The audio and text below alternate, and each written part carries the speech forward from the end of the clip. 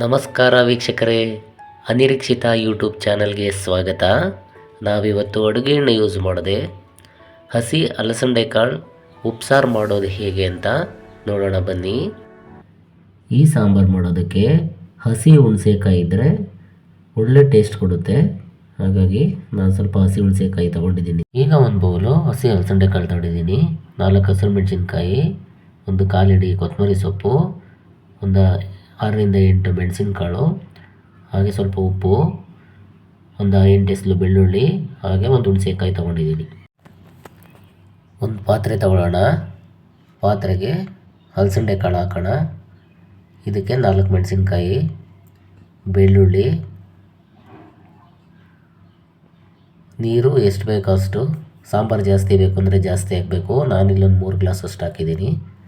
ನಿಮಗೆ ಎಷ್ಟು ಬೇಕೋ ಅಷ್ಟು ಹಾಕಿ. ಒಂದು ಸ್ಪೂನ್ ಉಪ್ಪು ಹಾಕಿದ್ದೀನಿ.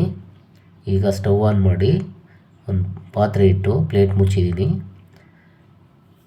ಸ್ವಲ್ಪ ಕುದ್ದಿದ ಮೇಲೆ ಹುಣಸೆಕಾಯಿ ಹಾಕ್ತಾಯಿದ್ದೀನಿ.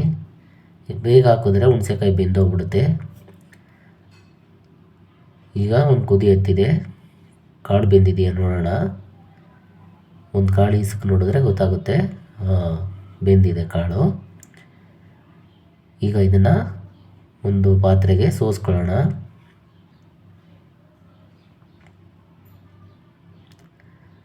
ಸೋಸಿದ ನಂತರ ಒಂದು ಪ್ಲೇಟಿಗೆ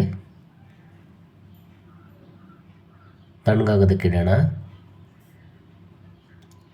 ಹುಣಸೆಕಾಯಿನ ಸಿಪ್ಪೆ ಸುಳ್ಕೊಬೇಕು, ಮತ್ತು ಮಧ್ಯದಲ್ಲಿ ಬೀಜ ಇರುತ್ತೆ, ಅದನ್ನು ತೆಗಿಬೇಕು. ಹಾಗೆ ಮೆಣಸಿನ್ಕಾಯಿ ಮತ್ತು ಬೆಳ್ಳುಳ್ಳಿನೆಲ್ಲ ಸಪ್ರೇಟ್ ಮಾಡ್ಕೊಬೇಕು. ಇವಾಗ ಒಂದು ಮಿಕ್ಸಿ ಜಾರ್ಗೆ ಒಂದು ಸೌಟು ಕಾಳನ್ನು ಹಾಕೊಳ್ಳೋಣ. ಪೆಪ್ಪರು,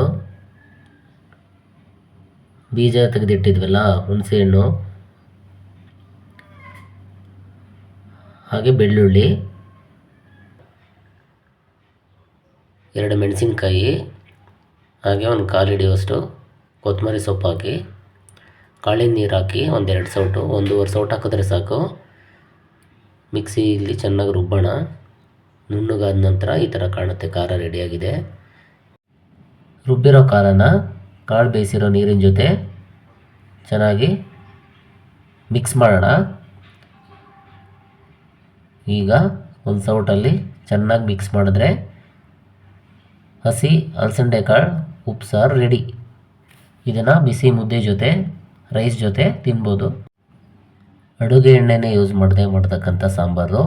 ಇವು ಹಸಿ ಕಾಳು ಸೀಸನ್ನಲ್ಲಿ ರೆಗ್ಯುಲರಾಗಿ ಮಾಡ್ಕೊಂಡು ತಿಂದರೆ ಚೆನ್ನಾಗಿರುತ್ತೆ. ಆರೋಗ್ಯಕ್ಕೆ ತುಂಬ ಒಳ್ಳೆಯದು. ನೀವು ಕೂಡ ಟ್ರೈ ಮಾಡಿ. ನಿಮಗೆ ವಿಡಿಯೋ ಇಷ್ಟ ಆಗಿದರೆ ಲೈಕ್ ಮಾಡಿ, ಶೇರ್ ಮಾಡಿ, ಕಮೆಂಟ್ ಮಾಡಿ. ದಯವಿಟ್ಟು ನಮ್ಮ ಚಾನಲಿಗೆ ಸಬ್ಸ್ಕ್ರೈಬ್ ಮಾಡಿ. Thank you for watching.